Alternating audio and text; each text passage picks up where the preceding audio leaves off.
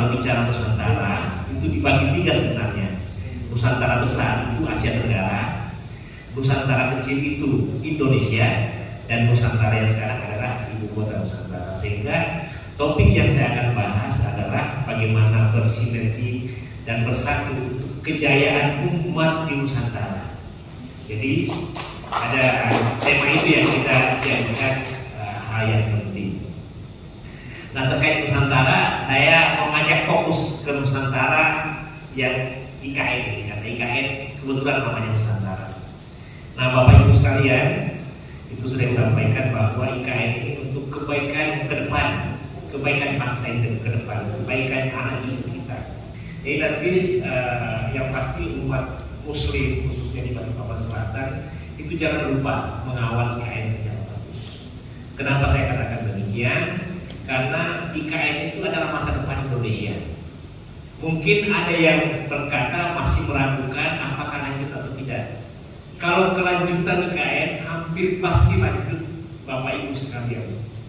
Kenapa? Disampaikan Ustaz Nuh tadi, itu pembangunan sudah berjalan semua. Semua lagi dikerjakan. Kalau orang kesana di bulan Maret kelihatan apa-apa, tapi karena kemajuan teknologi hanya dalam waktu 2 bulan itu bisa sudah mendekati selesai. Dengan Pak Mahfud MD, kemudian Kepala Otorita, dan semuanya itu masalah penguatan itu disampaikan. Bahkan Pak Mahfud MD menyampaikan simbol 17 Ramadan IKN yang kebetulan dilakukan di Hunian Pekerja Konstruksi itu sebagai deklarasi Madinah. Deklarasi Madinah itu bahwa semua suku disatukan, semua agama disatukan untuk kepentingan bangsa dan negara. Nah, bicara umat, karena umat Islam di seluruh Indonesia adalah terbanyak, maka ketika kita berkiprah untuk kebaikan SDM dan lain sebagainya, maka itulah kebaikan umat. Ini saya akan tanya satu persatu yang mungkin yang meragukan saya. Dulu ada yang bilang uangnya dari mana? Ternyata dalam perjalanan uang untuk masalah uang selesai. Semua sekarang uangnya siap. Tahun 2022 duit 5,4 triliun dibutuhkan, sehingga proses sudah berjalan semua. Tahun ini 26,27 triliun itu sudah jalan, itu sudah ada. Duitnya juga tidak mengganggu kesehatan, tidak mengganggu pendidikan, karena duitnya diambil dari Kementerian PUPR yang memang ratusan triliun per tahun untuk membangun Indonesia. Jadi pembangunan digeser saja. Tahun depan 35,37 triliun.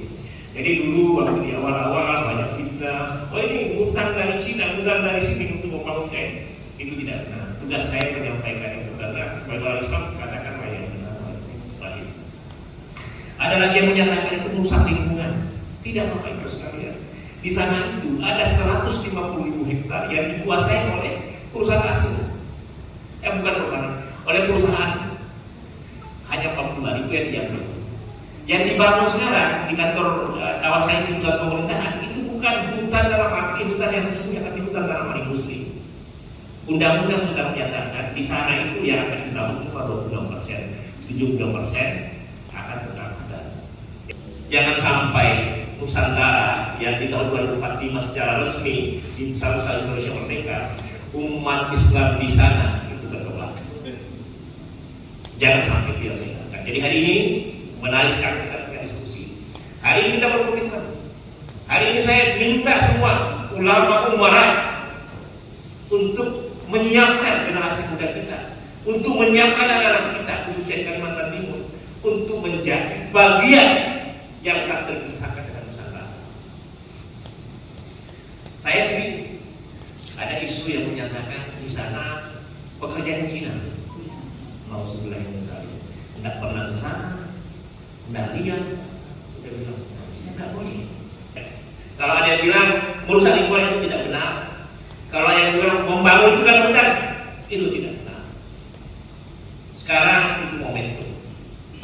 Kalau misalnya Indonesia hadir dengan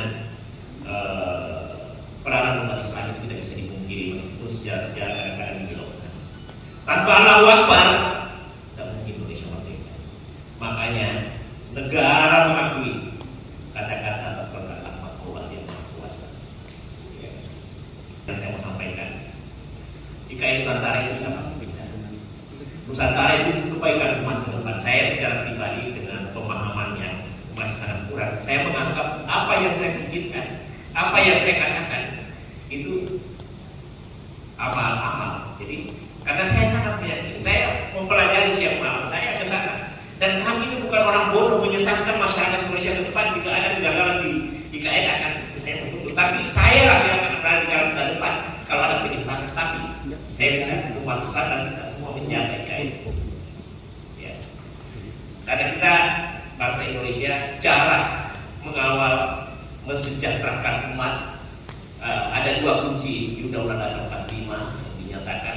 Yang pertama, ketika kita selalu berkomitmen untuk memajukan kesejahteraan umum, maka itulah salah satu langkah kejayaan umat. Kita bersatu, bersinergi, itulah kejayaan umat. Kata-kata ini sangat tepat karena memang selama ini kita dijajah itu karena kita tidak bersatu dan bersinergi. Cerdas secara intelektual, ya, jadi lagi mau baca, melihat tanda-tanda zaman. Yang kedua, cerdas emosional, itu sudah disampaikan, meskipun pintar kalau tidak pandai bergaul, tidak pandai menempatkan diri, tidak bisa. Yang ketiga, cerdas secara spiritual, ini nilai-nilai agama kita yang disiplin, yang jujur, yang berintegritas, itu mesti dijadikan acuan, ya. Dan banyak kecerdasan emosional, kecerdasan spiritual, kecerdasan intelektual, ya.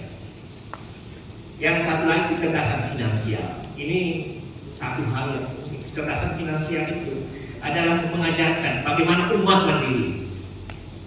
Syariat Islam, Haji Omar Said Cokro Aminoto dan kawan-kawan itu menunjukkan bahwa umat itu harus mandiri dengan finansial.